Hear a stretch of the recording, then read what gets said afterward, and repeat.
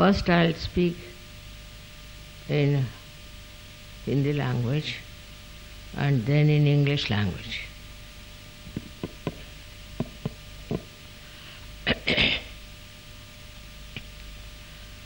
आज हम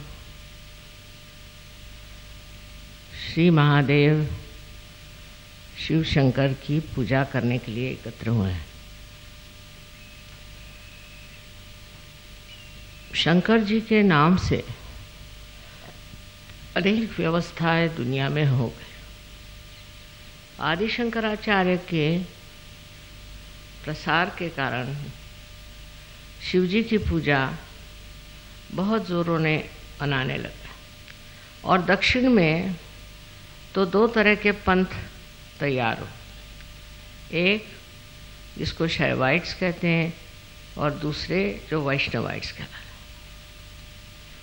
अब शैवाइट माने शिव को मानने वाले और वैष्णवाइट जो विष्णु को मानने वाले। अपने देश में विभाजन करने में हम लोग बहुत होशियार हैं। भगवान के भी विभाजन कर डालते हैं और फिर जब उसको एकत्रित करना चाहते हैं तो और उसका विद्रूप रूप निकल आता है। जैसे कि एक अय्यप्पा नाम का नया निकल आया है मामला, वो बहुत गलत चीज़ है और उसमें ये दिखाया है कि विष्णु जी ने जब मोहिनी रूप धारण किया तो उनसे एक बच्चा पैदा हुआ शिव जी से। ऐसे कहीं हो सकता है क्या? ऐसी गलत सलत बातें हमारे देश में बहुत निकल आती है और फिर उसी के अलग अलग संघ बन जाते हैं। कोई न कोई बहाना झगड़ा करने के लिए मिल जाए तो हिंदुस्तानी बहुत खुश होते हैं। अगर उनके पास झगड़ा करने के लिए कोई चीज़ नहीं हो तो वो कोई न कोई कल्पना से ही चीज़ें निकालते रहते हैं।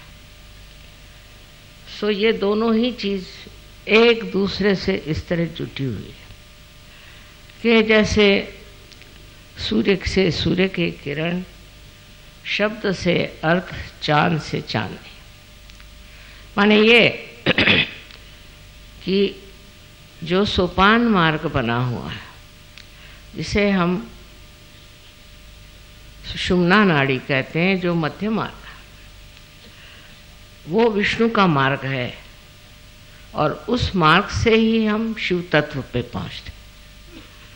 तो जो मंजिल है वो है शिव तत्व की, शिव की, और जो रास्ता है वो विष्णु का बनाया हुआ है। इस रास्ते को बनाने में विष्णु ने और आदि शक्ति ने मेहनत की। इसमें शिव जी का कोई हाथ नहीं।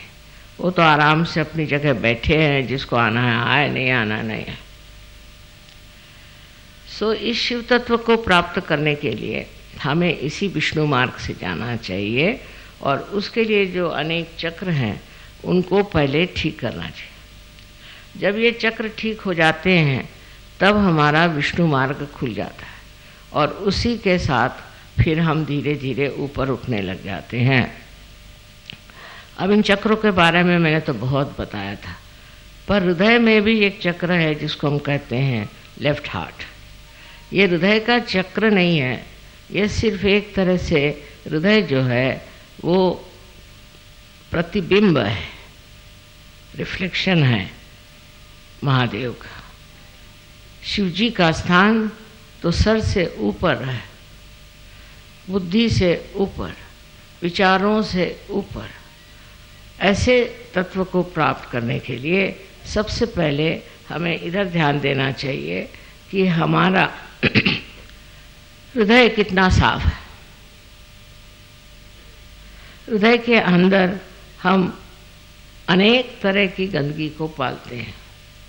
जैसे कि हम किसी से ईर्ष्या करते हैं। ईर्ष्या करना जैसे कि किसी ने आपके साथ दुष्टता भी की हो, आपको सताया भी हो, परेशान किया हो, लेकिन उससे ईर्ष्या करने से कोई फ़ायदा नहीं। आपका हृदय अगर स्वच्छ है तो आपका जो आईना है जिसमें परमात्मा का प्रतिबिंब पड़ने वाला है वो साफ रहेगा। लेकिन आपके अंदर अगर ईर्ष्या हो तो वो साफ नहीं रह सकता और उसका प्रतिबिंब ठीक नहीं हो सकता।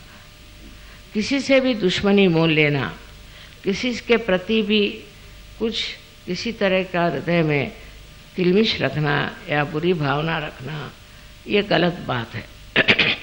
इसीलिए ईसा मसीह ने कहा है कि सबको माफ़ करो। माफ़ करना अत्यावश्यक है। और उनसे पहले भी और बाद में भी अनेक साधु संतों ने यही बात कही कि सबको माफ़ कर दो। जैसे ही आप माफ़ कर देते हैं वैसे ही महादेव ऐसी चीज़ों को अपने हाथ में ले लेते हैं। सबसे जो सूक्ष्म शक्ति है वो महादेव की शक्ति, और वो उसको फिर पूरी तरह से दंडित करते हैं, उसको पूरी तरह से पनिश करते हैं। ये महादेव जी का कार्य है, आपका नहीं। और इसलिए आप ईर्ष्या किसी से करना बहुत बुरी बात है। पर सहयोग में भी मैं देखती हूँ कि ईर्ष्या बहुत है। सहयोगियों को एक दूसरे से ईर्ष्या हो जाएगी। अब किसी को ट्रस्टी बना दिया, दूसरे को नहीं बनाया, तो इसको ईर्ष्या हो जाए। उसमें ट्रस्टी वस्टी में कुछ राम नहीं है, तो आप लोग जानते हैं सब झूठी बातें। माने ये ढकोसला बनाया हुआ है, एक माया जाल फैलाया हुआ है, पर उसमें भी लोगों का दिमाग खराब हो जाता है। और दिमाग किसी का खराब होता है और दिल किसी का खराब होता है। अब मैं क्या करूं, मेरी खुद समझ नहीं आता है कि इतना बड़ा कार्य इतने देशों में चल रहा है, तो कोई न कोई एक आदमी से ही तो संबंधित हो सकते हैं। हालांकि अब धीरे धीरे मामले साफ हो रहे हैं, पर तो भी आपको हैरानी होगी कि अब भी इसकी बड़ी चर्चा होती है, कौन लीडर है, कौन क्या। दूसरी बात, हमारे लिए एक हिंदुस्तानियों के लिए एक वरदान को कि ईर्ष्या जो है वो पैसों के मामले में हो जाती है। सहयोग में भी पैसों के मामले में बड़ी ईर्ष्या है। किसी के पास ज़्यादा पैसा है, किसी के पास कम पैसा है। और सहयोग के कार्य करते वक्त भी लोग देखते हैं कि कितना पैसा किसको मिलता है, कौन कितना पैसा देता है। जिसका हृदय पैसे में उलझ गया वो सहयोग के काम के आदमी नहीं, क्योंकि उनके हृदय पे जड़वाद, मटेरियलिज्म छाया हुआ। किसी भी तरह के जड़वाद से अगर आप ग्रसित हैं तो आपका उद्धार होना बड़ा कठिन है। ये अपने देश की विशेषता है, परदेश में इतना नहीं देखा मैंने, पर यहाँ इसकी विशेषता है। सबसे हम सोचेंगे कि रशिया में और ईस्टर्न ब्लॉक में पैसा कम है, पर उनको बिल्कुल परवाह नहीं है, वो पैसे की बात ही नहीं सोचते। का हृदय इतना स्वच्छ है, इतना स्वच्छ हृदय है, और बड़े स्वच्छ हृदय से ही भक्ति हो सकती। हम लोग तो जब प्रार्थना करते हैं तभी हाथ पैर धोते हैं, नहाते हैं, पर हृदय का स्नान हो करके अगर हम प्रभु से ये कहें कि हमारे अंदर की ये जो गंदगियाँ हैं इसको तुम हटाओ और हमें स्वच्छ करो, तो ज़्यादा अच्छा होगा। तीसरी बात जो हमारे यहाँ अंदर है, जो षड्रिपु जिसे कहते हैं, क्रोध को कृष्ण ने बहुत जोर दिया है कि क्रोध सबसे खराब चीज़, क्रोध से ही सब चीज़ आती है। एक बार आदमी क्रोध करता है फिर उसको सम्मोह हो जाता है, वो फिर सोचता है कि मैंने क्यों कहा, नहीं कहना चाहिए था, ये नहीं वो नहीं, पर वो आपे में नहीं रहता। जब उसे क्रोध आता है, क्रोध में वो आपे में नहीं रहता, आपे से बाहर हो जाता है, और जो मुंह में आए सो बकता है, उसका कोई अर्थ नहीं। या इतने दिन की जो मैल अपने हृदय में समाई हुई है वो उसके मुख से निकलती है। इस क्रोध को बचाना चाहिए। ये किस लिए क्रोध आता है, इधर गर्चित्त दिया जाए कि हम क्यों क्रोध करते हैं। फिर कुछ लोग हैं वो व्यक्ति मात्र से करते हैं, कोई एक समाज मात्र से करता है। इस तरह से अनेक तरह से लोग क्रोध को करते हैं। ये क्रोध हमें अंदर क्यों आता है, किस लिए हम क्रोधित होते हैं, ये सोचना चाहिए। बहुत से लोगों ने मुझसे कहा कि माँ अगर आपके खिलाफ कोई कहता है तो हमें बड़ा क्रोध आता है। मुझे तो हंसी आती, अगर कोई मेरे विरोध में कहता तो सच कहती हूँ मुझे हंसी आती, क्योंकि इसमें कोई अर्थ ही नहीं मेरे विरोध में कहने की। ऐसी कौन सी बात है, मैं तो प्यार करने जा रहे हैं और मेरे विरोध में बोल रहे हैं, तो अब करे क्या। पर किसी किसी की बुद्धि टेढ़ी होती है तो उस पर दया करनी चाहिए। उसको सोचना चाहिए कि इतना महामूर्ख है ये। जो आदमी क्रोध में उतर जाता है उसके तरफ दृष्टि जो है वो अत्यंत शालीन होनी चाहिए, जिससे उसका भी क्रोध ठंडा हो सकता है। अपने देश में क्रोध करने वाले अनेक तरह के लोग हैं, उसकी संस्थाएं हैं जो सिर्फ क्रोध से इसको मार, उसको मार, इसको पीट, उसके पीट, और फिर सामाजिक तौर पर भी ये चीज़ बनती जा रही है। ये बड़ी भयानक चीज़ है, लोगों को मारना पीटना, फिर उसके दंड पर एक कोई सेना तैयार करना या कोई मारने पीटने वाली चीज़ तैयार करना, ये बड़ी भयानक है। हालांकि अगर अपने संरक्षण के लिए कोई आदमी ऐसी चीज़ रखता है तो उसमें इतना हर्ज नहीं, पर तो भी अगर वो परमात्मा का भक्त है तो उसको कोई ज़रूरत नहीं। ऐसा आदमी हमेशा संरक्षित है, जिसको अंदर श्री महादेव का वास है। उनको कौन हाथ लगा सकता है, उनको कौन नष्ट कर सकता है। कुछ भी करो, कितना भी उनको सताओ, तो भी वो इंसान नष्ट नहीं हो सकता। लेकिन जो उनको सताएंगे वही नष्ट हो जाएंगे। जब इस बात का पूर्ण विश्वास आपके अंदर हो जाए कि जो आपको सता रहे हैं वही नष्ट हो जाएंगे, अपना दिल, अपना हृदय आप एकदम स्वच्छ रखें। स्वच्छ हृदय में ही ये कार्य हो सकता है, क्योंकि शिव का स्थान हमारे अंदर प्रतिबिंब रूप है, और जो आईना स्वच्छ होता है उसी में उसका प्रतिबिंब पड़ता है। शिव जी का क्रोध एक ही बार होने वाला है, और होता है एक बार, ऐसा लोग कहते हैं, पर मैंने अनेक बार उनको क्रोधित होते देखा, क्योंकि उनका अधिकार है, उनका अधिकार है क्रोध करने का। अगर कोई आदिशक्ति के विरोध में कार्य करता है तो शिव जी का हाथ बड़ा लंबा है, कुछ भी करो वो मानते नहीं, वो ठिकाना ही कर देते हैं, क्योंकि वो जानते हैं कि आदिशक्ति जो है वो तो कुछ नहीं करेगी, वो तो किसी को दंडित नहीं करेगी, वो सबको माफ़ कर देगी। तब उनका हाथ इतना लंबा है कि जिसकी कोई हद नहीं, और जब वो हाथ चलता है तो फिर कोई नहीं रोक सकता। उनसे आगे कौन बोले, उनके आगे भी मर्यादाएं हैं जिसको आप उठा नहीं सकते, बढ़ा नहीं सकते। इस तरह से आपको समझना चाहिए कि अपने वैयक्तिक जीवन में सहयोग में आपको शिव जी का ही अनुसरण करना है, क्योंकि नहीं करोगे तो पहले चीज़ है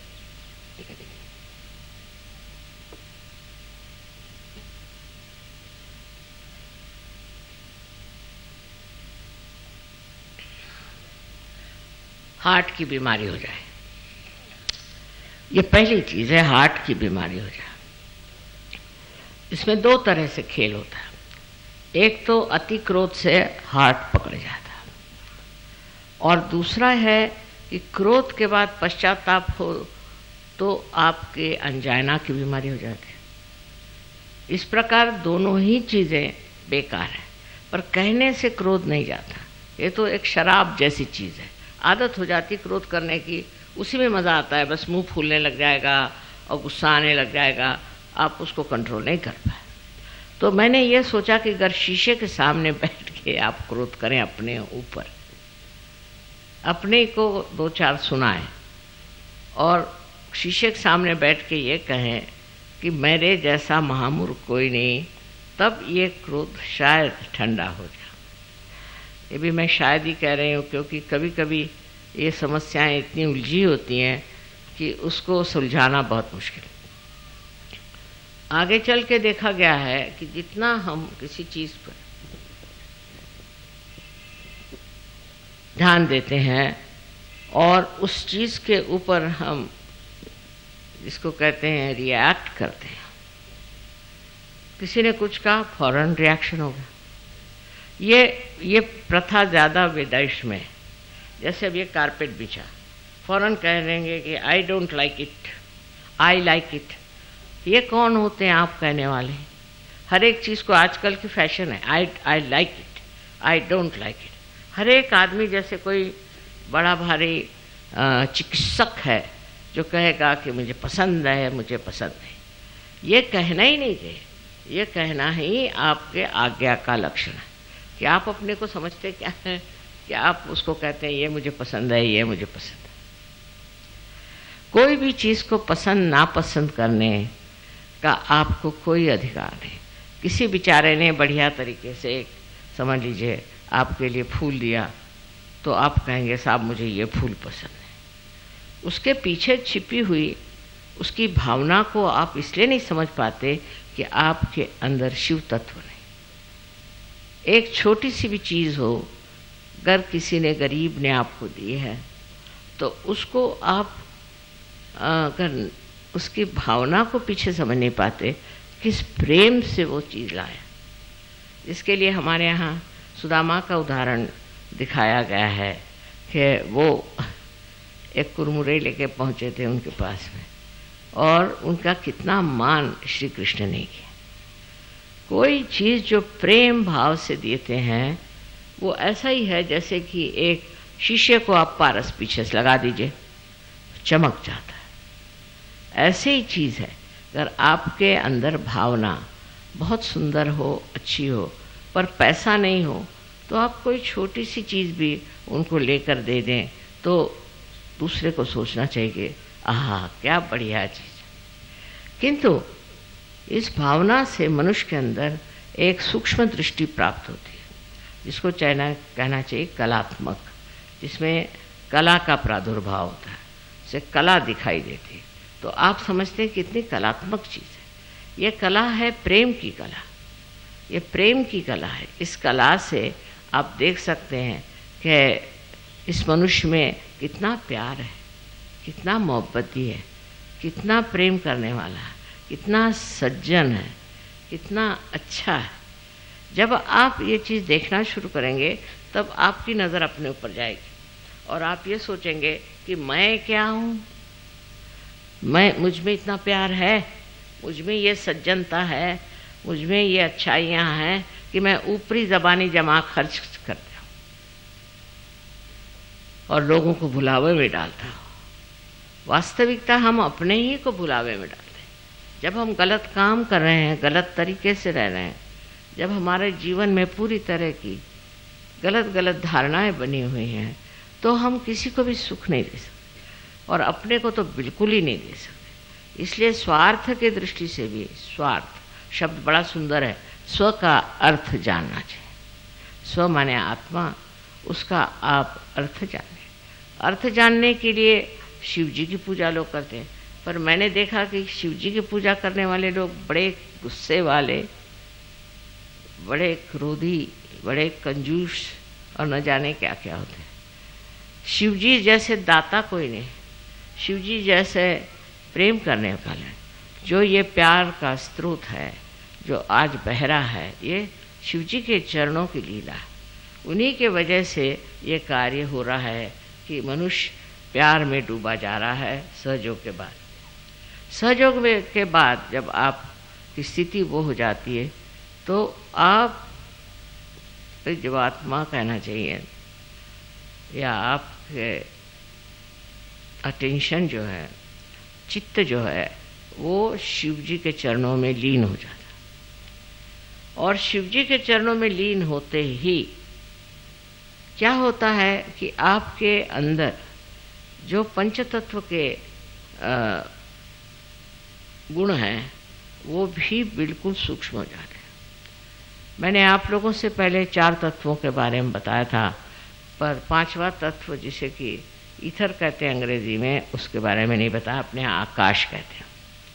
आकाश तत्व का ये है कि जब मनुष्य उस सूक्ष्म स्थिति में जाता है तो उस सूक्ष्म आकाश को भी प्राप्त करता है। वो आकाश जो कि ईथर को चलाता है, उस आकाश को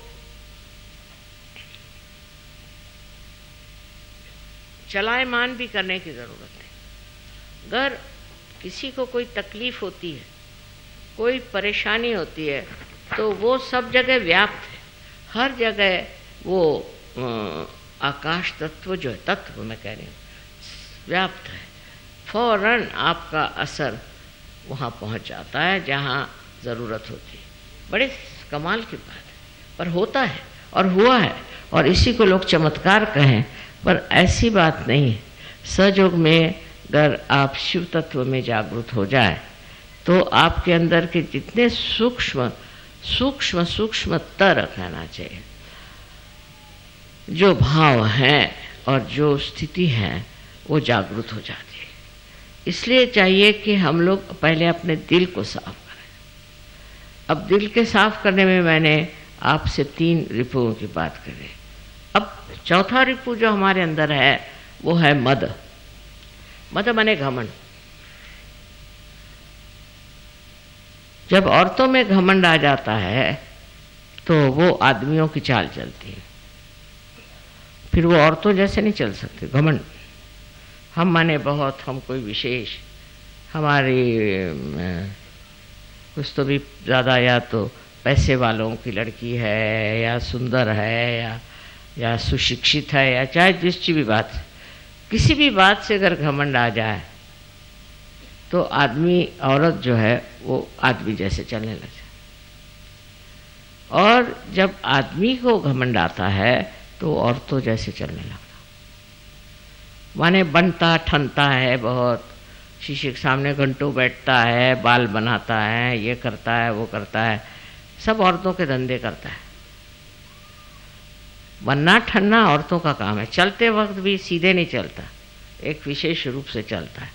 अगर पीछे से देखो तो लगे कोई औरत चली जा रही, मर्दाना कपड़ा पहने। जब आदमी के अंदर ये चढ़ जाता है मद, तो कहते हैं ना मद मस्त हुए, तो मद मस्त हुए तो डोलने लग जाते हैं हाथी के जैसे। उनके सारा ही ढंग अलग अलग हो जाता है। वो बात करेंगे तो, बात नहीं करेंगे तो, बैठेंगे तो, हर चीज़ में ये दिखाई देता है कि इनके कोई ना कोई घमंड है। अब समझ में नहीं आता कि किस चीज़ का घमंड इनको चढ़ा हुआ है, कौन सी चीज़ से अपने को विशेष समझ रहा है। ये सारी चीज़ें तुच्छ, इसका कोई अर्थ ही नहीं है, सहज में इसका कोई अर्थ नहीं। और इसलिए ऐसी चीज़ों में विश्वास कर लेना कि हम कोई विशेष हैं तो आप शेष ही रह जाते हैं, विशेष नहीं रह जाते, शेष रह जाते। मतलब ये है कि अपने बारे में कोई सी भी ऐसी कल्पना कर लेना कि हम बड़े रईस हैं या हम बड़े ये हैं। अब तो गरीबों को भी घमंड हो गया, दलितों को भी घमंड हो गया, कुछ समझ नहीं आता, जो भी हो वो हम हैं। इस तरह से लोग बातें करते। आप स्वयं साक्षात क्या हैं? एक ईश्वर भक्त, परमात्मा को मानने वाले सजुगी। आपको इस तरह से अपने बारे में सोच लेना, आनंद से परे होना है।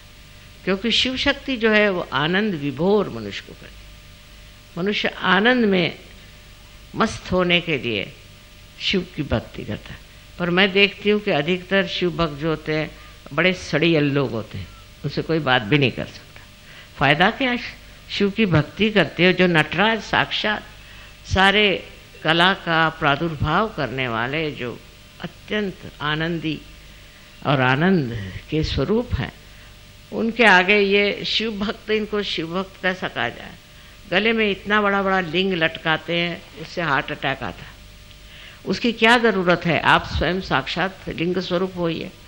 वो न होते हुए वो जो कार्य करते हैं कि हम शिव भक्त हैं, लगे लड़ने शिव भक्ति करके, और उसके अलग अलग मार्क्स हैं। अगर शिव भक्त होगा तो ऐसे ऐसे लगाएगा, और अगर विष्णु भक्त होगा वो ऐसे लगाएगा। अरे भाई, इसका क्या अर्थ है?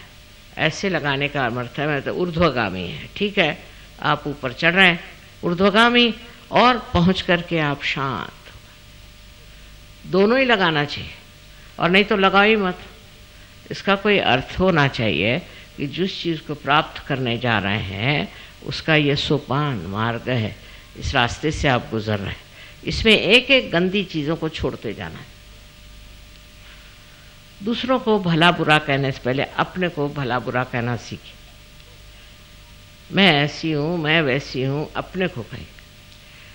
जब आप अपने को कहना शुरू करेंगे तो आप देखिए कि सारे भूत भाग जाएंगे, क्योंकि ये सारे भूत हमने इकट्ठे किए हैं खुद ही सोच सोच के अपने आज्ञा से, अपनी आज्ञा भरते गए, उससे भूत इकट्ठे होते गए, दिमागी जमा खर्च हो गया और आदमी बहुत क्लेशदायी, दुखदायी हो जाता, और वो दुखदायी उसको भी दुखदायी करता। आप किसी को दुख देकर सुख नहीं पा सकते, उसका ज़रूर असर आना चाहिए, चाहे आप पत्थर हो, पर उसका असर आता है, और उसका असर यही आता है कि आदमी बड़ा दुखी हो जाता है। ये तो एक माँ की बात है कि वो आपके सुख की बात करे, आपको जिससे सुख मिले, जिससे आपको संतोष मिले, जिससे आपको शांति मिले, जिससे आपको प्यार मिले, और दुनिया में एक आप सज्जन इंसान हो जाए। ये एक तो माँ का तरीका है, पर शिव का ये तरीका है ना, शिव एक हद तक चलते हैं, नहीं तो ऐसा तड़ाकते हैं कि मैं घबराती रहती हूँ कि अब ये आदमी किधर जा रहा है, अब इसका होगा क्या, ये कहाँ पहुँचेंगे, इसको क्या कर रहे हैं। उनको ये नहीं, उनके अंदर ये नहीं है कि चलो भाई इनको ये बहुत ख़राब हैं, बुरे हैं, तो माफ़ कर दें। हाँ, माफ़ करने योग्य हों तो माफ़ करते हैं, और जो उनकी बहुत तपस्या करता है उनको भी वो वरदान देते हैं। पर जो आदमी मूलतः बेसिकली जो ठीक नहीं होना चाहता, उसको वो ठीक कर देते, ये बात सही है। इसलिए उनसे डरना भी चाहिए, उनको भयंकर भी इसीलिए कहते हैं कि जब बिगड़ते हैं तो वो किसी को भी नहीं छोड़ते। पर उनका सबसे ज़्यादा जो बिगड़ना है वो तब होता है जब अंत का, कहते हैं ना कि रात्रि ऐसी आएगी कि सब नष्ट हो जाएगा, उस टाइम में वो अपने क्रोध से सब चीज़ नष्ट कर दें। ये समय तब आता है क्योंकि मैंने आपसे कहा था कि ये आखिरी निर्णय है, लास्ट जजमेंट है। इसमें आप कौन से रास्ते पे जाते हैं, कहाँ जाते हैं, क्या करते हैं, ये सब पूर्णतया आपके अंदर लिखा जाता है। आपका जैसे कच्चा चिट्ठा बन जाता है, और उसी के अनुसार आप चाहे स्वर्ग में जाएं और चाहे आप नरक में जाएं। नरक में भेजने वाले तो शिव जी हैं, मैं नहीं, मुझे कोई मतलब नहीं नरक से, लेकिन शिव जी को है, वो खींच के आपकी टांग आपको नरक में डाल देंगे। फिर आप ये ना कहें कि मैं तो माँ का बड़ा वर्शिपर हूँ और मैं माँ को मानता हूँ, तो मुझे क्यों ये ऐसा हो गया। इसका कारण मैं नहीं हूँ। जिसने एक बार मुझे माँ कह दिया, उसके लिए मैं कभी कुछ बुरा नहीं सोचती, पर शिवजी की मर्यादाएं अगर मैं हूँ तो मेरी मर्यादाएं भी वो। बट इस मामले में सबका, दोनों का स्वभाव बिल्कुल विपरीत होने के कारण आपको बहुत समझ करके रहना। और ईसा मसीह में भी जो 11 रुद्र हैं वो भी यही है। रुद्र की जो भावना है वो भी शिव जी के ही स्वरूप हैं, और इसलिए बहुत संभल के आपको रहना चाहिए। इसके बारे में आपको इसलिए वार्निंग देनी है कि सहयोग में भी लोग आते हैं, कोई पैसा कमाता है, कोई बुराई करता है, कोई खराबी करता है, कोई अन्याय करता है। ऐसे लोग तो झटक जाते ही, निकल जाते हैं, पर निकलते ही साथ शिव जी की कक्षा में आ जाते हैं। फिर मुझे खबर आती कि वो बैंकरप्ट हो गए, वो ऐसा हो गया, वैसा हो गया। मैंने कहा भैया अब मुझे मत बता। जब वो खुद ही छोड़ के भागे अपने संरक्षण से, तो उसे कौन बचा सकता। इसलिए आपको चाहिए कि आप अपना संरक्षण शिव में खोजें। माँ में तो है ही संरक्षण, लेकिन शिव में खोजना चाहिए। उसके लिए ये जो मैंने अभी आपको बताया है कि 5 चीज़ें, इन 5 तत्वों में जो सूक्ष्म चीज़ है उसको प्राप्त करना, और उसको प्राप्त करने के लिए आपको ध्यान करना ज़रूरी है। जो लोग ध्यान करते हैं वो अलग ही दिखाई देते हैं, और जो लोग ध्यान नहीं करते वो अलग दिखाई देते हैं, इसमें कोई शक नहीं। अब जो लोग ध्यान करते हैं पर ध्यान में मन नहीं, ध्यान में प्रवृत्ति नहीं, ध्यान की समझ नहीं, ध्यान में सूझबूझ नहीं, और उसके प्रति एक आलस्य हो तो भी, वो ध्यान फलीभूत नहीं होता, उससे कोई फायदा नहीं होता। ऐसा ध्यान हो कि जिससे अंग अंग आपका जो है वो खुश हो जाए, जिससे आनंद की वर्षा हो। शिव जी का पहला और महत्वपूर्ण जो हिसाब किताब है वो यह है कि वो आपको आनंदित करते हैं, पुलकित करते हैं। उनके नामस्मरण से ही मनुष्य को आनंद मिलना चाहिए, पर उसके अपोजिट होता है, उसके विरोध में ही लोग रहते हैं। जो होना चाहिए वो नहीं होता। ये मुझे बड़ा आश्चर्य होता है कि जिनको हम शिव के भक्त समझते हैं वो इस कदर सूखे रूखे कैसे हो सकते, हो ही नहीं सकते। इसमें एक कारण और भी कि जो बहुत ज़्यादा कार्य में रत रहते हैं, बहुत ज़्यादा, वो राइट साइडेड हो जाते हैं। जब वो राइट साइडेड बहुत हो जाते हैं तो शिव से वंचित हो जाते हैं, शिव से हट जाते हैं और शिव फिर अपना असर दिखाते हैं। अब आपको पता है कि शिव जी की बहन सरस्वती है। जो सरस्वती की पूजा करते हैं, माने जो पढ़ते हैं लिखते हैं, ये सब ज्ञान व्यान इकट्ठा करते हैं और इसके अलावा कला में बहुत रुचि रखते हैं, ऐसे जो लोग कला की और जिनकी रुचि है, ऐसे लोग जो हैं जो सरस्वती की पूजा करते हैं, उनकी वंदना करते हैं, उनको सबसे पहले ये जानना चाहिए कि ये शिव जी की बहन है। और आप जानते हैं बहन का रिश्ता बड़ा ज़बरदस्त होता है। अगर आप इनकी बहन की कहीं प्रवंचना करें या उससे कोई बुरे गुण ले लें या बुरी बातें करें, जैसे कि बहुत से लोग हैं गंदी गंदी किताबें लिख देते हैं, बहुत से लोग हैं जिनके पास ज्ञान है उसको उल्टा सीधा कर देते हैं, ऐसे लोगों पे शिव जी का हाथ बड़े ज़ोर से पड़ता है, क्योंकि उनकी बहन जो है वो बड़ी महत्वपूर्ण है और उसकी प्रवंचना करना माने बहुत ही बड़ा गुनाह है, उनकी दृष्टि में बहुत बड़ा गुनाह है। और आदिशक्ति के लिए भी उनका बहुत कड़क नियम है, इसमें कोई शक नहीं। ज़रा इसको एक ही नहीं निकल रहा है, ठीक है। अब जो सहयोगी हैं उनको सबसे पहले अपनी ओर ध्यान देना है। मेरा मतलब नहीं कि शीशे के सामने घंटों बैठे रहिए, बिल्कुल भी नहीं।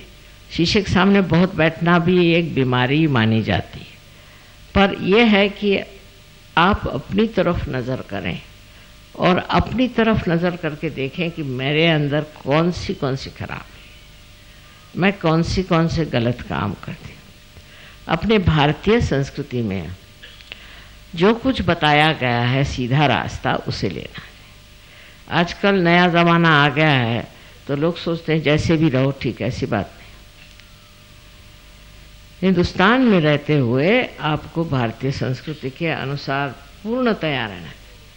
आपका सारा जीवन का क्रम भी भारतीय संस्कृति से जुटा रहे, क्योंकि भारतीय संस्कृति में शिव तत्व का बड़ा महत्व है। सबसे ज़्यादा जो है शिव तत्व का है और शिव तत्व ने ही हमारी मर्यादाएं बनाई कि इस मर्यादा को आपने लांघा कि आप गए।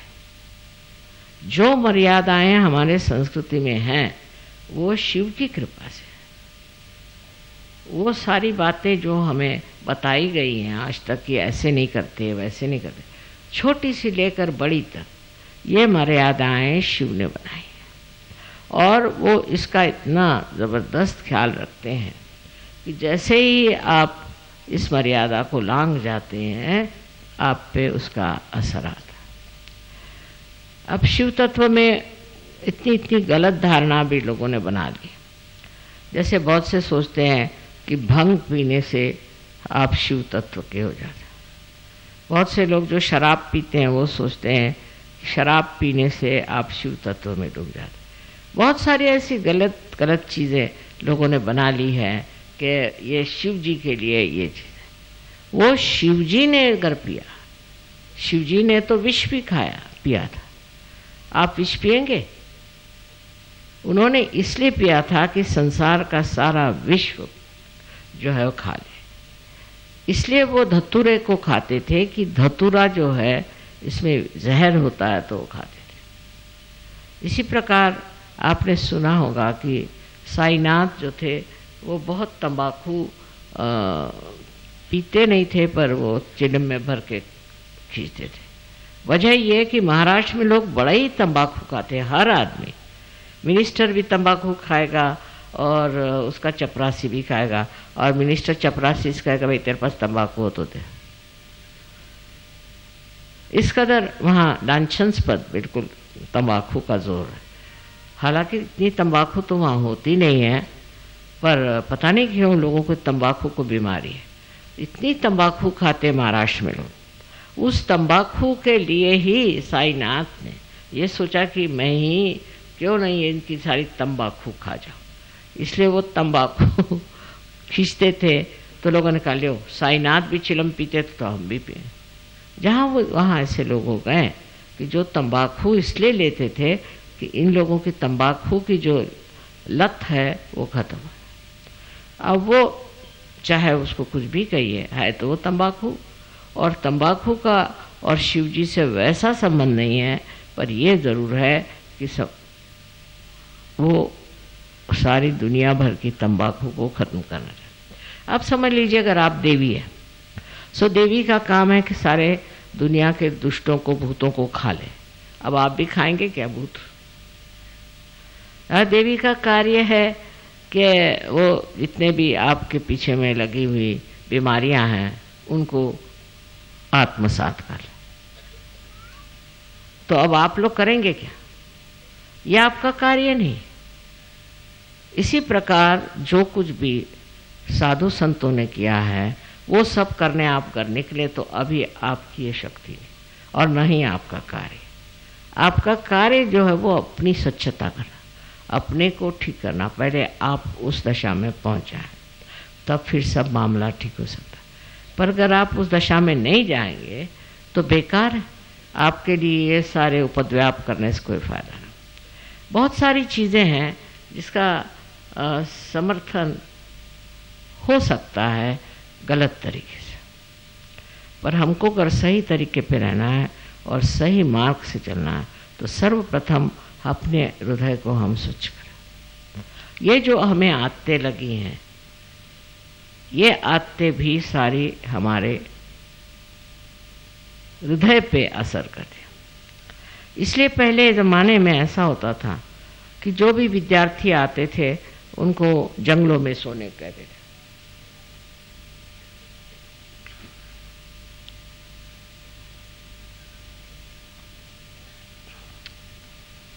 वो जंगलों में रहे जहाँ सांप, बिच्छू, बकरियाँ सब लगे, वहीं रहो तो तुम्हारे ऊपर ऐशो आराम न चढ़े। ज़्यादा से ज़्यादा झोपड़ी में, जिसको कि गोबर से लिपा हुआ है, उसमें सुलाते थे। और बहुत सादगी का जीवन, कपड़े भी बहुत कम पहनने, जिसमें कि बच्चों को कपड़ों के प्रति लालच न हो। हमें ये कपड़ा पहनना है, हमें ये जूता खरीदना है, हमें ये खाना खाना है, ये सहयोगियों को कहना नहीं चाहिए। आपको मालूम है आपकी माँ कहीं भी रह सकती, कहीं भी सो सकती, कुछ भी खा सकती। तो ये जो चीज़ें अपने अंदर स्वाद, हमारे यहाँ जो इंसान देखो हिंदुस्तान का, उसको खाने पीने का बड़ा शौक। सहयोगी भी एक दूसरे को बुलाएंगे खाने पर आइए, काय को, औरतों को खासकर, कि जैसे ही कहीं जाओ तो कहे माँ आप हमारे घर खाने पर। मैंने कहा मेरे खाने का बड़ा गड़बड़ काम है, मैं तो किसी होटल में नहीं खा सकती, मैं कहीं नहीं खा सकती, और घर में भी बगैर नमक बड़े चीनी के रहती हूँ। मेरे अंदर अस्वाद है, बचपन से अस्वाद। मैं हर हालत जो मिले सो खाती हूँ। पर हम लोगों की जो ज़बान है बड़ी चटोरी है, हिंदुस्तानियों, चाहे वो यूपी वाले हों, पंजाबी हों, चाहे दक्षिण के हों, खाने के मामले में हिंदुस्तानी बहुत एक्सपर्ट है। और आदमियों को बुद्धू बनाते हैं खाना खिला कर। हमारे हस्बैंड को ये पसंद है, हमारे हस्बैंड को वो पसंद है, करें क्या? उसकी गुलामी करेंगी, हस्बैंड को प्लीज करेंगी, उनको ये करें, रात दिन खाने पीने की बात अगर करे तो सजोगी नहीं। अब बाबा, जब मैं वहाँ थी मिलान में, वहाँ जब प्रोग्राम हुआ गुरु पूजा में, मैंने खुद खाना बना, क्या करें, 4 साल तक मैं वहाँ खाना बनाती रही, क्योंकि दूसरे लोग अच्छा खाना नहीं बनाते थे। लोग कहते माँ ये तो प्लास्टिक के जैसे करा, पर हिंदुस्तानी उसमें विशेष, जितने भी हिंदुस्तानी वहाँ आएंगे सब मुझे मिलना चाहेंगे, उनका विशेष अधिकार मेरे ऊपर। और दूसरा खाने पीने में बड़ा कि यहाँ का खाना ठीक नहीं। अब एक और नई चीज़ शुरू हो गई हिंदुस्तानियों में कि अटैच्ड बाथ चाहिए। इनके बाथरूम्स घरों में जाके देखो तो कैसे इनके माँ बाप रहते थे, इनको अटैच्ड बाथरूम, वो भी अंग्रेजी ढंग का। मैं इसलिए आज कह रही हूँ कि इससे बड़ा परेशान कर दिया मुझे। गणपतिपुणे में उनके लिए अलग से मैंने बाथरूम बना दिया, बाबा अंग्रेजी बना दो। पर पहले मैंने हिंदुस्तानी बनाया, मैंने सोचा हिंदुस्तानी को हिंदुस्तानी पसंद आएगा, और अंग्रेज़ों को अंग्रेजी बना दिया। तो ये फरमाते कि नहीं हमको अंग्रेजी चाहिए, बताओ। मैंने कहा यहाँ अभी स्ट्राइक शुरू हो जाएगा। मैंने कहा लोटा लेके जंगल में जाओ, यही तुम्हारा इलाज है। सालों भर ऐसे जाते रहे, और अब बड़े साहब हो गए हैं अटैच्ड बाथरूम के लिए। तो बेचारे अंग्रेज़ों ने, जो परदेसी फॉरेनर्स थे, बेचारों ने कहा माँ हमें तो हिंदुस्तानी अच्छा लगता, क्योंकि बड़ा साफ है, हमें आप हिंदुस्तानी दे दो। तो मैंने अदल बदल दिया, तो बड़े खुश हिंदुस्तानी की अटैच्ड बात मिल गया। शर्म करनी चाहिए, सहयोगियों को ऐसी बातें करते हो, शर्म करनी चाहिए। आपके बाप दादे तो लोटा लेकर के जाते थे, और आपको ये क्या शौक, आपको कोई बीमारी है, कोई तकलीफ है? और मुझे एक आफत में डाल दिया था, पर एक तरह से मेरे दिमाग में बात आ गई कि चलो भाई तुम ये लो और तुम। इस तरह से बहानेबाजी और ये करना, ये हिंदुस्तानियों का काम। अब आपको और हैरानी होगी कि जो लोग कबीला आते हैं, सब लोग सबके साथ रहते हैं, बहुत रईस लोग हैं, मोटरे हैं, सब हैं, लेकिन वो सब पिंडॉल में सोएंगे। पर हिंदुस्तानी अपने लिए एक स्पेशल जगह उनको, होटल में रहेंगे, मोटरों में घूमेंगे, कोई भी तरह की ज़रा सी भी उनमें त्याग नहीं, त्याग करना सीखा ही नहीं। आजकल हम मॉडर्न क्या हो गए मेरी समझ में नहीं आ। अब इन लोगों के घरों में नौकर नहीं,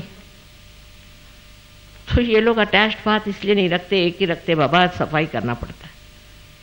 आप लोगों के नौकर चाकर हैं तो चलो 10-10 बाथरूम रख लिए, पर ये सब आते आपको अपने स्वयं के शक्ति से दूर ले जाए। फालतू चीज़ों में आपका ध्यान जाना, फालतू बातों में आपका हाथ जाना, ये सब आपको एक बहुत ही सर्वसाधारण मनुष्य बना देगा। औरतों के आजकल चला हुआ है कि ब्यूटी पार्लर में जाएंगी, शक्ल तो वही रहती है, वहाँ पैसा खर्चा करेंगी, वहाँ ये करेंगी, वहाँ ये करेंगे। हमारे पूना में तो ब्राह्मणों की औरतें स्लीवलेस पहनेंगी, काला चश्मा लगाएंगी, और वो मोपेड पे बैठ के घूमेंगे। समझ नहीं आता? पूना में, जो कि पुण्य पट्टनम है, ये क्या पुण्याई का इंतजाम है?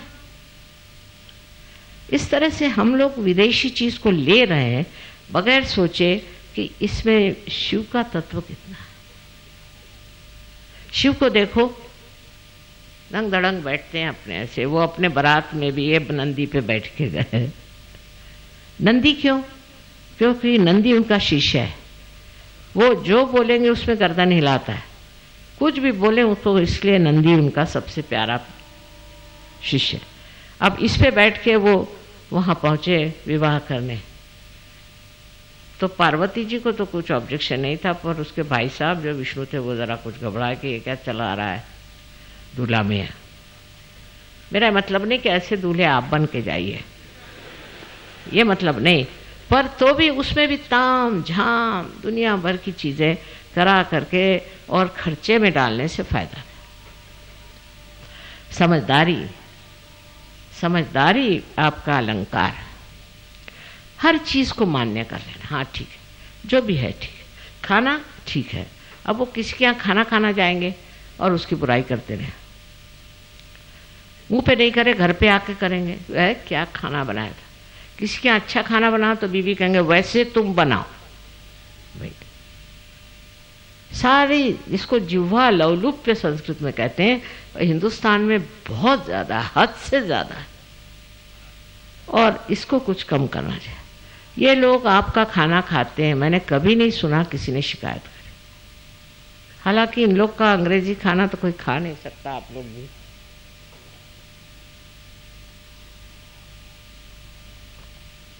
लेकिन इस तरह से अपने ऊपर ये जो लेपन करा रखा है, इससे आनंद में आप विभोर नहीं हो सकते। शिव जी का जो आनंद है उसको तो बताने के लिए लोगों ने कहा था कि आप वैराग्य करो, पहले विराग हो जाओ, हिमालय पे जाओ, एक टांग पे खड़े रहो, फिर कपड़े बिल्कुल कम पहने, नदी में जाके नहाने का और वैसे गीले कपड़ों से ध्यान करो। सारे कष्ट शरीर को देते थे, और गुरु लोग अब भी मारते पीटते हैं, बहुत सताते हैं, ऐसे थोड़ी बैठे बिठाए पार करा दे, ना, काफ़ी आफत कराते हैं, और तब उसके बाद लोग पार होते हैं। पर उनका जो पार होना है वो जम जाता है, स्थिति है। और आप लोगों को ऐसे ही प्यार करा दिया, अब वो बाकी की पीछे की चीज़ें तो चल ही रही सर में, वो आफत तो चली रही है, अब उसको क्या करें, तो उसको ही छांटना है। इन सब चीज़ों को जो हमने जोड़ लिया है, इसको छांटना है, ख़त्म करना है। और उसको उपद्रव करने की ज़रूरत नहीं, कि कोई वैराग्य लेने की ज़रूरत नहीं, घर द्वार छोड़ने की ज़रूरत नहीं, किसी भी तरह का द्राविड़ी प्राणायाम कहते हो करने की ज़रूरत नहीं। पर एक चीज़ ज़रूर है, एक चीज़ ज़रूर है कि अपना ये कम करना चाहिए, कम करते जाना, धीरे धीरे कम करो। अस्वाद अंदर आना चाहिए, बहुत ज़रूरी। अस्वाद एक बड़ी भारी चीज़ है। लोग बहुत नाराज़ होते थे अगर खाना उनके समझ में नहीं आया तो थाली फेंकेंगे, कहीं मारेंगे पीटेंगे नौकरों को, पता नहीं क्या करते। अगर आपके अंदर अस्वाद आ जाए तो बहुत हलवाइयों की दुकानें भी बंद हो जाएंगी मेरे ख्याल से। बहरहाल मेरा कहने का मतलब ये है कि शरीर का माध्यम नहीं रखना, शरीर के लिए कंफर्ट है। समझ लीजिए अगर आप पलंग पे सोते, ज़मीन पे नहीं सो सकते, तो 10 दिन ज़मीन पे सोई, कैसे नहीं सो सकते। अपने शरीर को अपना गुलाम बनाए बगैर नहीं हो, अपने कंफर्ट की बातें जो हैं वो ख़त्म करें। बहुत से लोग हैं वो बस से नहीं चल सकते क्योंकि वो मोटर से जा सकते, फिर इसकी मोटर मांग, उसकी मोटर मांग, इसमें बैठ, उसमें बैठ, पर कोई भी ये नहीं सोचेगा चलो आज बस से चल के देख क्या होता है। और पहले तो बस भी नहीं थी, लोग चलते ही थे। हम जब स्कूल में पढ़ते थे 5 मील रोज़ सवेरे चल के जाते थे, हमारे घर में मोटरें थी, सब कुछ, ये माँ बाप की हमारे, पर हम खुद बहुत शौकीन थे। पैदल चलो, और जूते नहीं पहनते थे, चप्पल नहीं, हाथ में लेके चलना, क्योंकि वाइब्रेशंस की वजह से अच्छा था ज़मीन पे चलना। आप लोग भी थोड़ा सा जूतों के बगैर, चप्पल के बगैर चलना सीखें, बहुत ज़रूरी है, उससे बड़ा फ़ायदा हो। ज़मीन को भी वाइब्रेशंस मिलेंगे और आपको भी अच्छा लगे। हर तरह की चीज़ों में हम लोग बहुत ज़्यादा आराम पसंद हो गए। पहले 2-4 नवाब लोग जैसे थे वैसे अब हम लोगों का, और क्या मिला है, उससे कुछ नहीं मिलने वाला। ये सब की गुलामी करते करते सारी ज़िंदगी बीत जाएगी। इस गुलामी को कम करना है और सिर्फ परम शिव के तत्व को अपने अंदर धारण करना है। और उसके लिए ज़रूरी है कि कोई भी चीज़ महत्वपूर्ण है। आज ये कपड़ा पहनना है तो कल वो कपड़ा पहने, तो उसके साथ वो मैचिंग करना है, तो उसके साथ वो चाहिए। जो कुछ मिलता है ले लो, जो कुछ आता है उसको पहन, कोई हर्ज नहीं है उसमें, आप पे कोई आफत नहीं आने वाली। उल्टे आपको समाधान होगा कि मैं समाधानी, जो भी मुझे मिला वो मैं समाधान से स्वीकार करूं। आजकल हमारे वहाँ पता नहीं यहाँ भी है कि नहीं, कि वो गैस का सिलेंडर 16 रुपये महंगा हो गया। तो औरतें, उनकी बड़ी फ़ोटो आई, सब बड़ी सजी धजी। मैं कहा ये 15 रुपये का तो इनके पाउडर ही लगता होगा।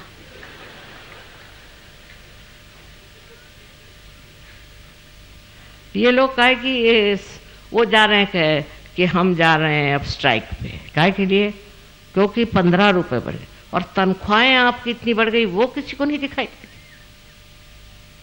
हम अपने सर्वेंट को पहले समझ लो कुक को 20-25 रुपये देते थे, आज 2,500 रुपये मिले। अब वो भी शिकायत करेगा, उसको कपड़े भी मिलते हैं, सब मिलता है।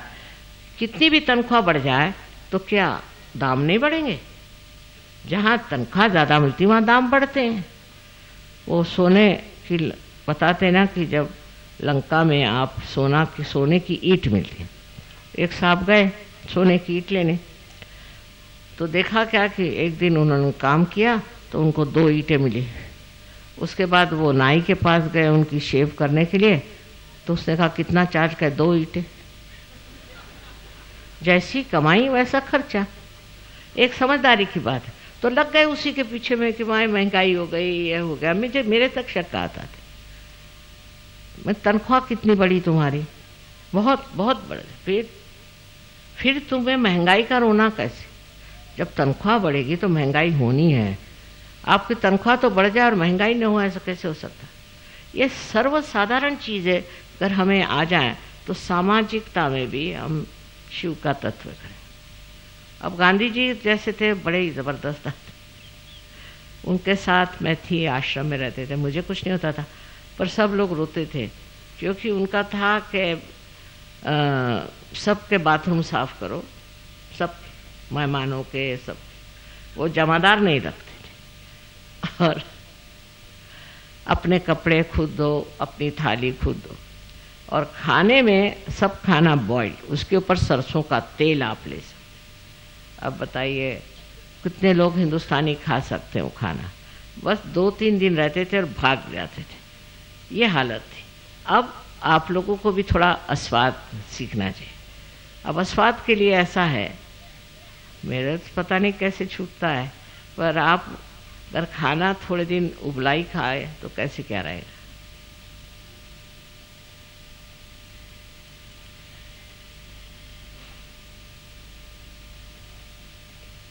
कोई माँ अपने बच्चों को ये नहीं कहेगी, लेकिन मैं क्या करूँ, इसमें शिव तत्व खराब हो रहा है।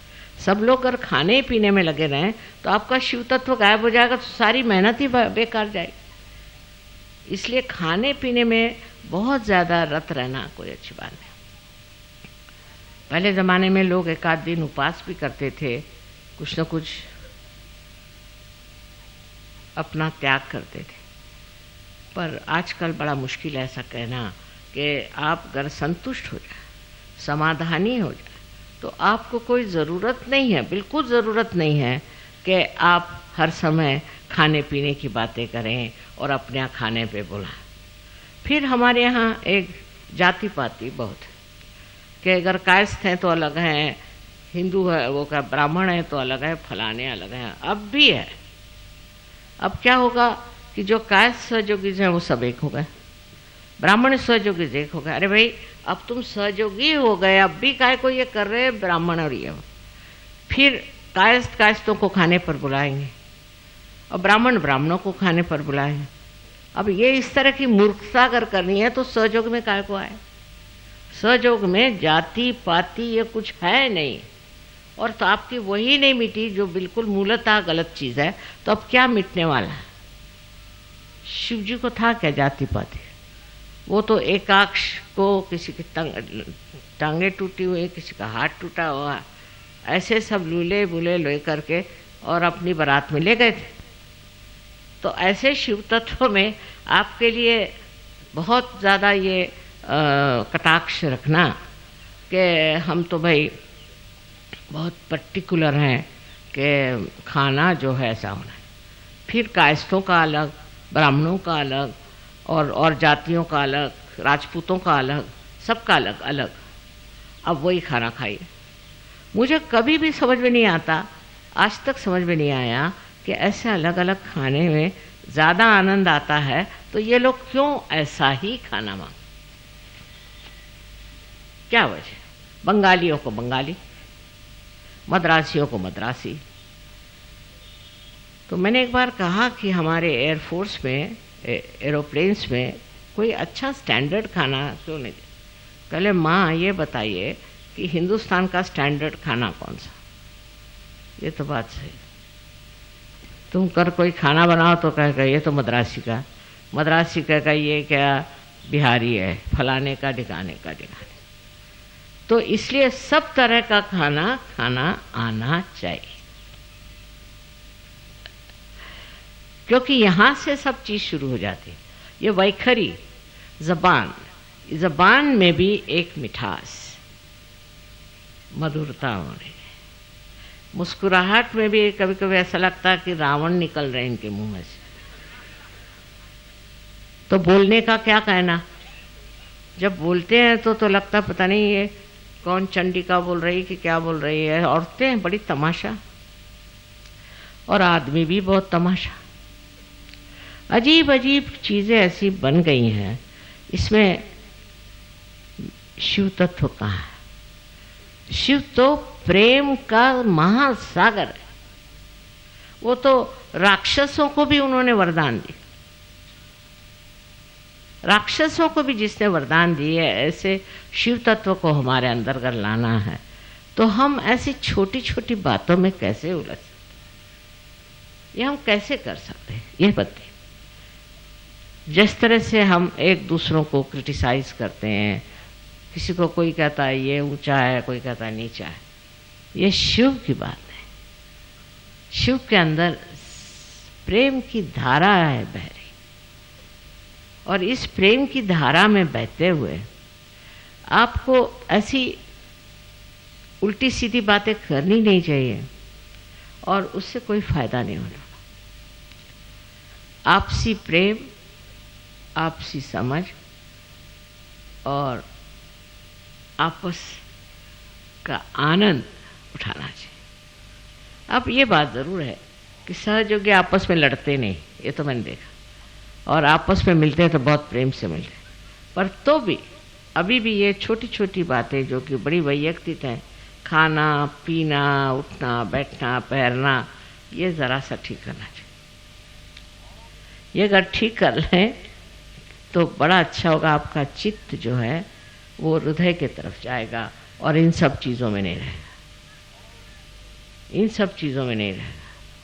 परदेश में ये बीमारी ज़्यादा है इसकी कि वहाँ एक से एक निकले हुए हैं, वो बनाते हैं अलग अलग तरह की चीज़ें, और जिसने वो चीज़ें पहन ली वो बड़ा भारी अपने को सोचता है मैं बड़ा rice.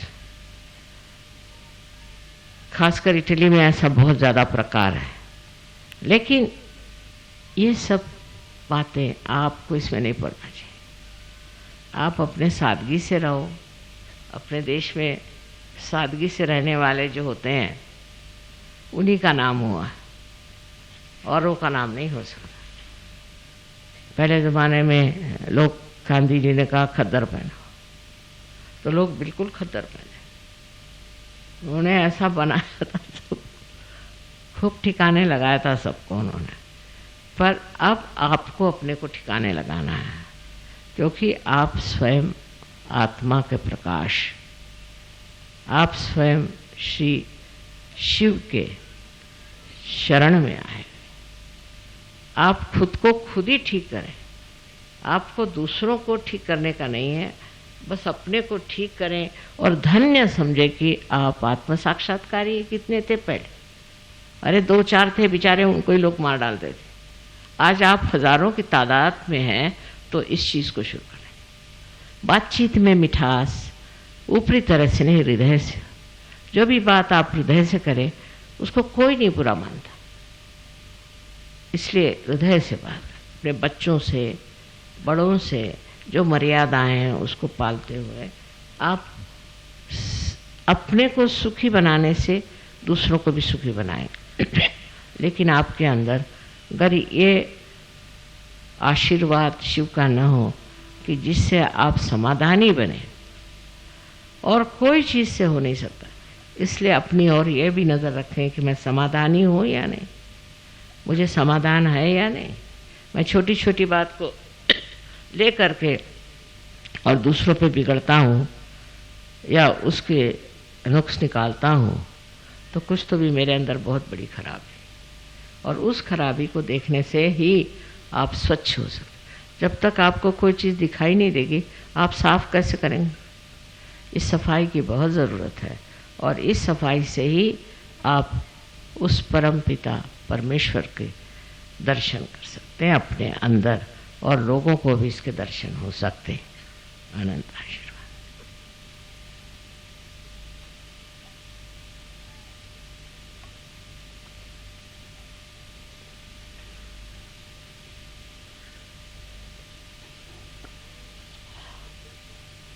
It's a very long lecture I've given in Hindi language, and because there are very few also Sahajogis from abroad, what I was telling them was that about the principle of Shiva is in your heart, and that reflection is not on a chakra but on a like a mirror.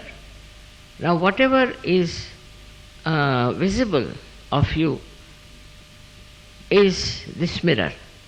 In this mirror, what reflection you have? Do you have a reflection which is clear, clean?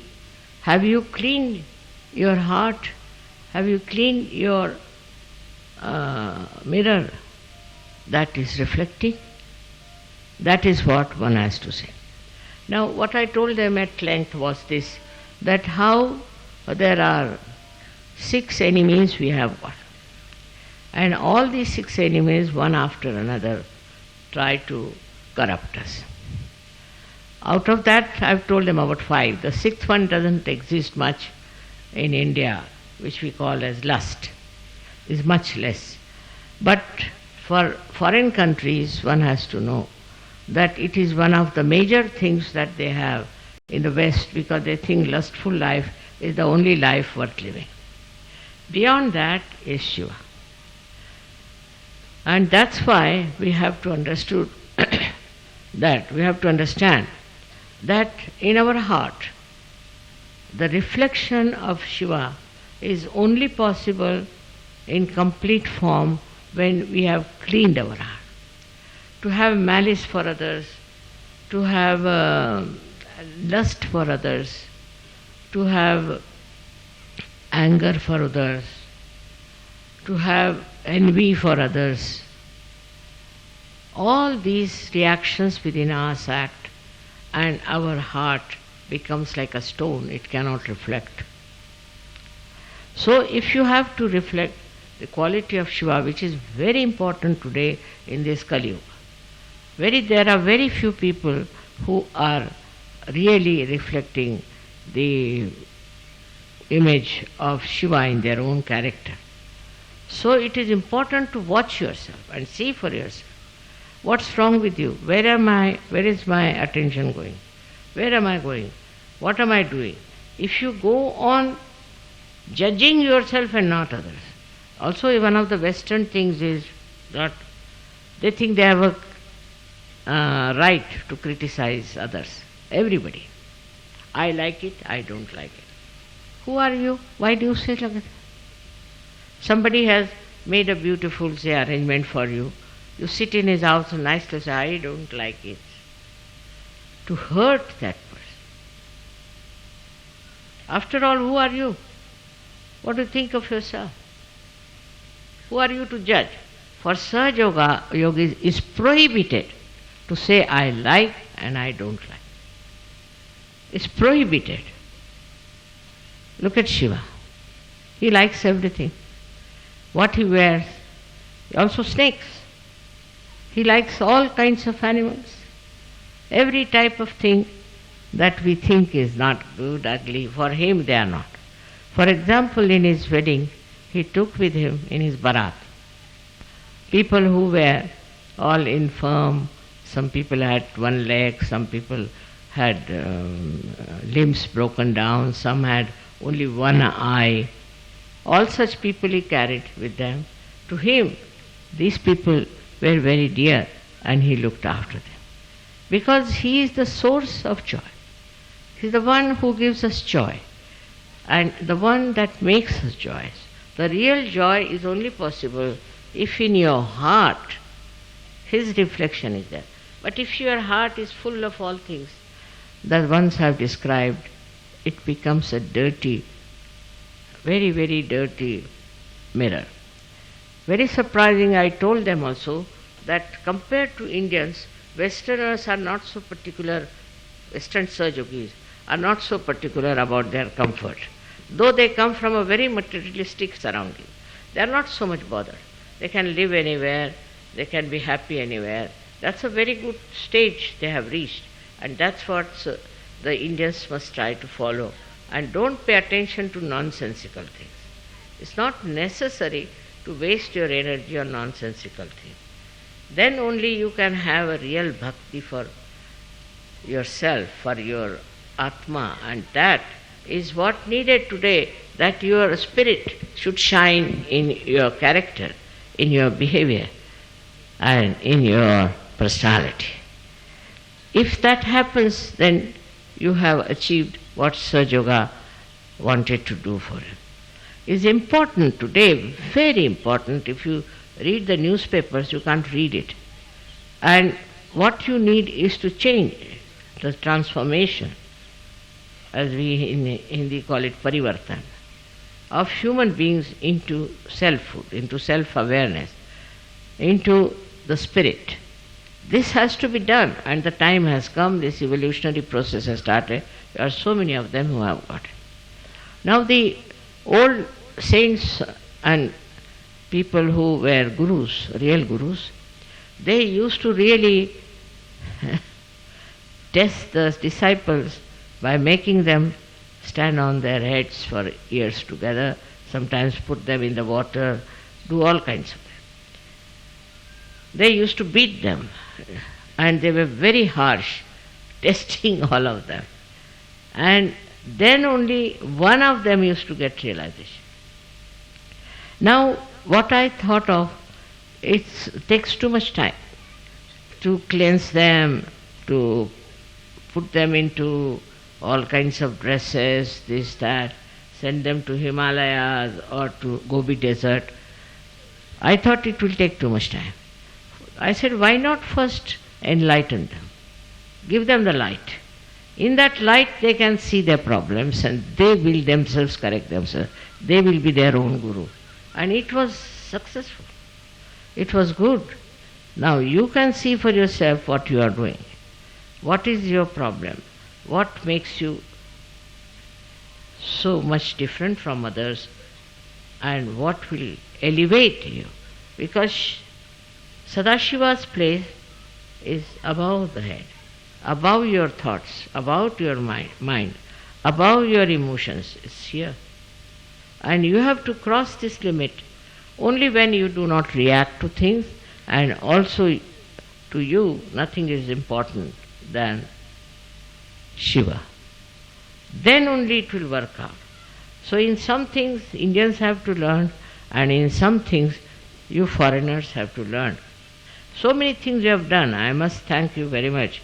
People used to think that I cannot do anything. I mean, you have given up drinking, you have given up all kinds of bad habits. You are no more womanizers, your attention is so clean. So many things you have done, which is really praiseworthy. But still, you must learn that still there are certain things lingering which must be cleared out and must be absolutely finished. You don't have very much politics, but sometimes there is also politics. Group forming is there. All this has to go away, because for Shiva, what is this? Full universe is at his feet. To have one group here and have one group there, all that doesn't matter. To him, it doesn't come into his head. You see, for a person, like a very big ocean, it touches many shores. But in itself, it's a big ocean. In the same way is Shiva principle. And you all should develop that principle of Shiva. And then see the joy of this great ocean of love. May God bless you.